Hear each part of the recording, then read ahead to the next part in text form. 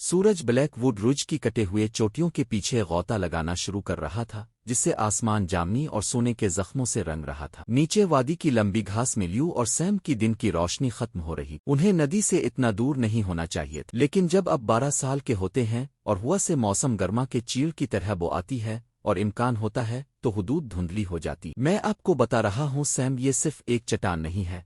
ल्यू ने विलो की शाखों के भारी पर्दे को एक तरफ धकेलते हुए कहा। वो इश्तियाल अंगेज तेव जिसके दागदार घुटनों और खजानों से भरी जेबें थीं, जिन्हें ज्यादातर लोग कचरा कहते थे। साम वो मोहताज शख्स जो हमेशा इजाफी कैंटीन और सिर्फ सूरत में ईसीटी लेकर जाता था, इसकी सांसें पकड़ने के लिए रुक गया। सब कुछ सिर्फ एक चट्टान है ल्यू, अर्जियाती लिहाज से।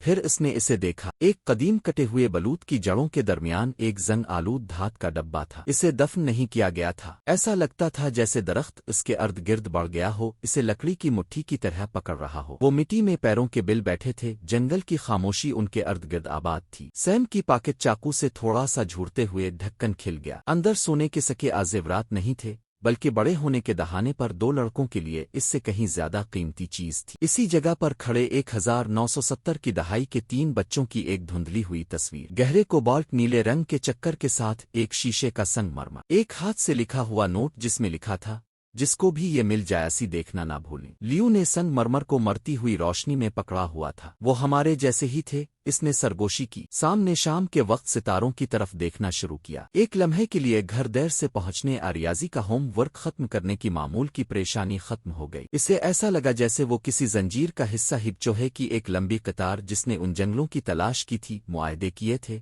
और बड़ी चीजों के ख्वाब देखे थे। हमें कुछ छोड़ना है, सैम ने मजबूती से कहा। लियू ने अपनी जेब में पहुंचकर समंदरी शीशे का एक छोटा हमवार टुकड़ा निकाला जो वो महीनों से लेकर जा